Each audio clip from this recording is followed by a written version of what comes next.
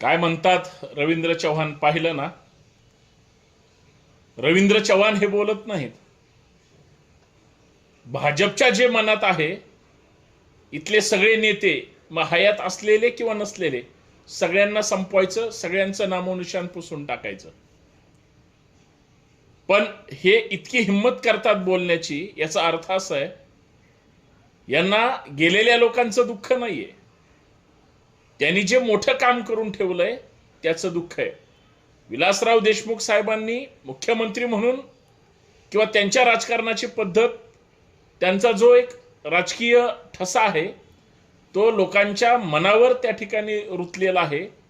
ते पुसण्याचं काम जर भाजपचे प्रदेशाध्यक्ष करणार असतील तर ते शक्य आहे का?